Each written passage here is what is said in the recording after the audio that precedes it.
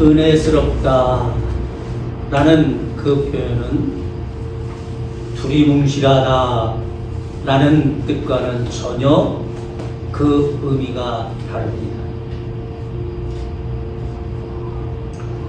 이제 갓 태어나 양육받는 어린 아기들은 책임과 의무의 눈금이 없습니다. 아기들에게는 오직 권리만이 있는 듯 합니다. 배고플 때 예, 이 두 글자.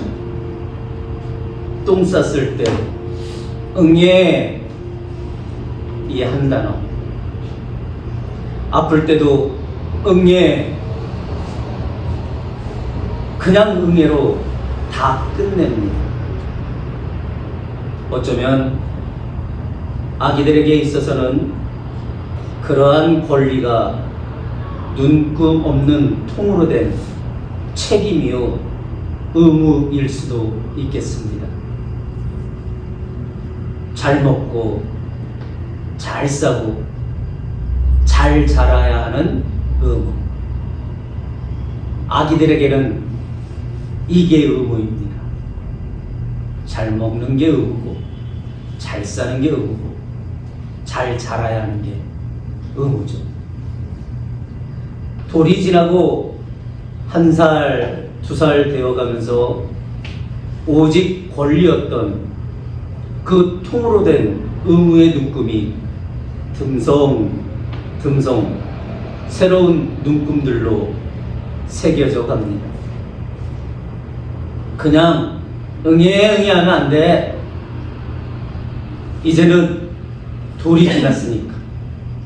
이제 1살이 2살이 됐으니까. 그냥 응애 이러면 안 돼. 이렇게 해야 하고 또 저렇게 해야 해요. 듬성 눈금이 만들어져 봅니다. 유아기를 지나 청소년이 되면 또 성인이 되면 그 듬성하였던 눈금도 수만이 쪼개지고 또 세밀해져서 자기 자신과 사회 공동체의 일원으로서 지키고 감당해야 할 눈금들이 조밀하게 새겨집니다. 하루하루를 그 눈금의 잣대로 자신을 또 주변을 재어가며 살아가게 되고 또 그렇게 우리가 당연히 살아가고 있습니다.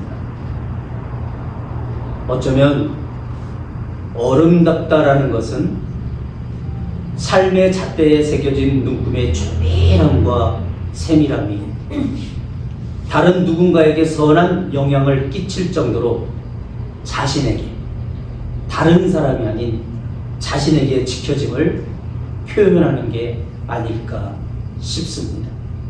어른답다. 유럽에서는 귀족이라는 단어 때문에 근래 잘 사용하지 않는 귀족은 귀족다워야 한다. 즉 노블레스 오블리주라는 프랑스 속담이 있습니다. 노블레스 오블리주는 자선과 기부의 이야기가 아닌 책임과 의무의 이야기입니다. 노블레스 오블리주는 높은 신분에는 그에 상응하는 도덕적 책임이 따른다라는 뜻입니다. 지도적 위치에 있는 사람들의 도덕적, 정신적 의무를 뜻하는 것입니다. 어쩌면 귀족이나 높은 신분의 사람만이 아닌 모든 인류에게는 생존과 생활에서 오블리주, 즉 책임, 이 오블리주가 당연한 것이라고 말해도 괜찮을 듯 싶습니다. 어른다운 어른이 되기를 힘쓸 때마다 예전보다 더 자신에게 예전보다 더 자신에게 철저한 모습이 당연해집니다. 어쩌면 남보다 더 영향력 있는 자리에 있다면 그 자리에 자신에게 더 철저한 잣대, 조금 더 조밀하고 세밀한 눈금이 필요하지 않을까 싶습니다. 수시로 자신을 살피며 혹여 세월로 닳아진 잣대에 눈금이 있다면 눈금을 다시 정확하게 그리든지 아니면 잣대 그 자체를 바꿔야 합니다. 자기도 모르는 사이에 그 눈금이 지워질 수도 있거든요. 바쁘게 정신없게 살다 보면 그 잣대가 다를 수도 있잖아요. 그래서 올바른 어른이라면, 그리고 지도자적 그 자리에 있는 누군가라면 수시로 눈금이 혹 내가 원하지 않았는데 지워지지는 않았나? 닳지는 않았나? 살펴야 한다는 것입니다. 작금의 사태의 우려스러움은 자신과 연관된 것에는 지나칠 정도로 눈금 없이 관대합니다. 그러나 다른 사람들에게는 비합리적이고 비이성적일 정도로 눈금의 조밀함과 세밀함을 들이대면서 서로를 어렵게 만드는 이러한 상황입니다. 시대의 구성원인 우리 모두가 다시 깊이 돌아보아야 하지 않을까 싶습니다. 아브라함의 아내 사라가 이 땅에서 주어진 생을 마감합니다. 아브라함은 아내 사라를 위해 장례 절차를 준비하며 곁을 떠나가는 아내 사라가 누울 장지를 구합니다. 아내 사라가 눈을 감은 그곳, 헷 족속이 주류로 사는 헤브론에서 아브라함의 위치는 그곳 헷 사람들에게 크게 영향을 끼치는 높은 자리였습니다. 아브라함의 한마디가, 아브라함의 하나 행동이 그 헤브론 땅 헷 족속들에게 크게 영향을 끼쳐 좌지우지할 정도의 높은 자리, 견고한 입지, 그 시기의 아브라함의 상황이었습니다. 간혹 뉴스를 보면 높은 자리에 또는 입김이 강한 위치의 사람에게 줄을 대고 무엇인가를 남몰래 제공하고 또 그 사람은 그것을 당연하다는 듯 꿀꺽 하거나 그래 내가 전화해놨어 이번에 괜찮을 거야 뭐 갖고 왔는데 그래 챙기며 무엇인가의 은밀한 거래를 하는 듯한 그러한 상황들을 보곤 합니다.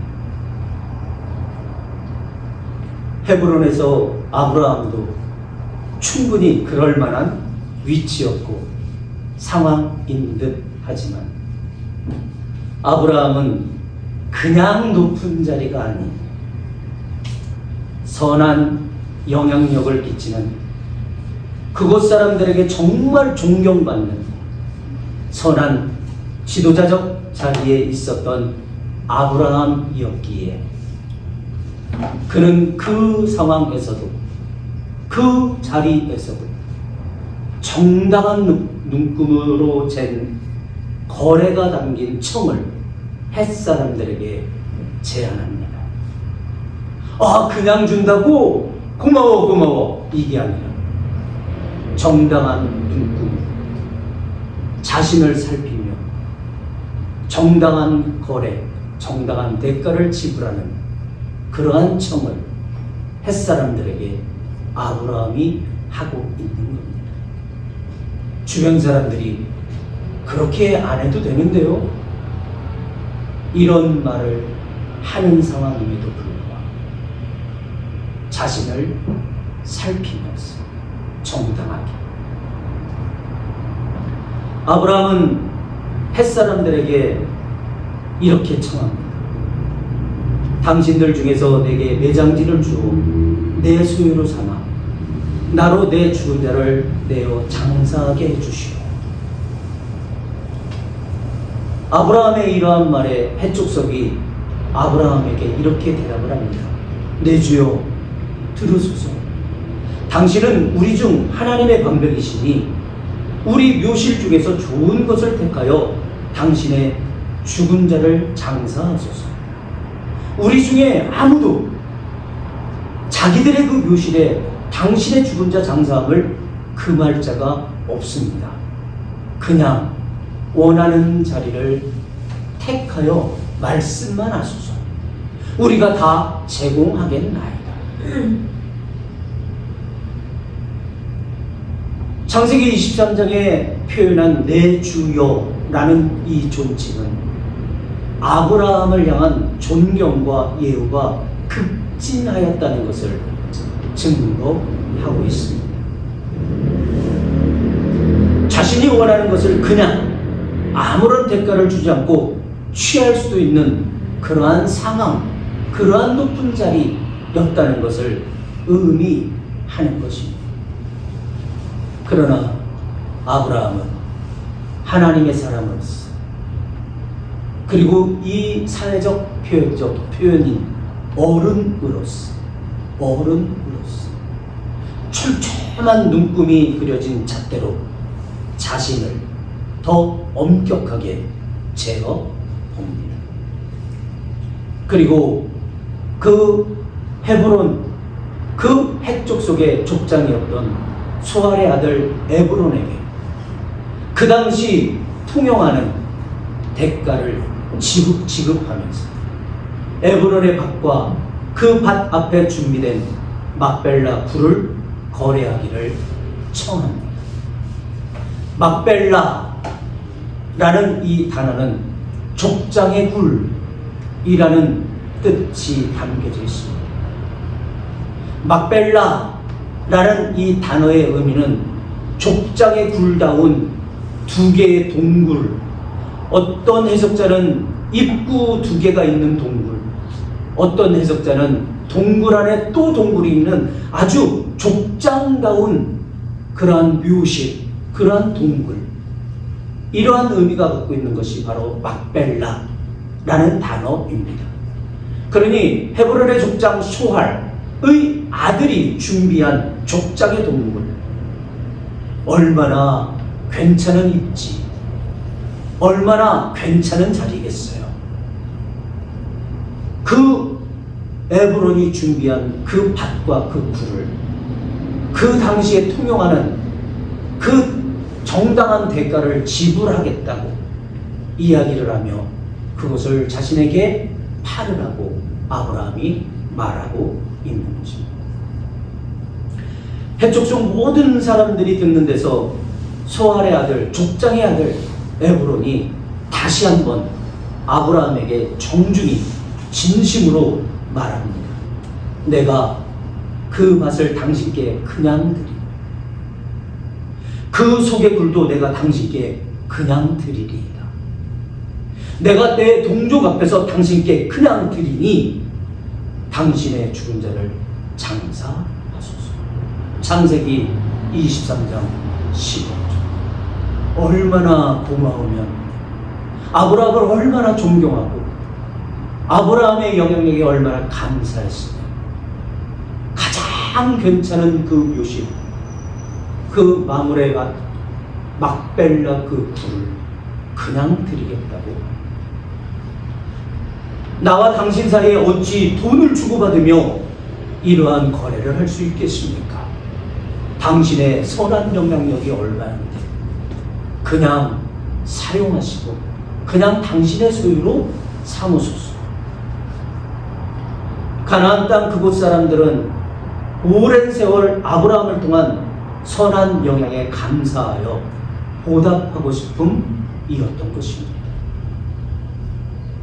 그런데도 아브라함은 더 큰 어른답게, 정말 선한 지도자답게, 가장 본질적으로 하나님의 사람으로서 허투루 자신의 눈금을 지우지 않습니다. 가나안 땅 헤브론에게 마므레 앞 막벨라굴의 주인 수알의 아들 에브론에게 통용하는 대가 403개를 집을 합니다. 성경은 아브라함의 삶의 눈금을 이렇게 표현합니다. 창세기 23장 20절을 보니 이와 같이 그 밭과 그 속의 굴을 헷 족속이 아브라함의 소유 매장지로 정하였더라.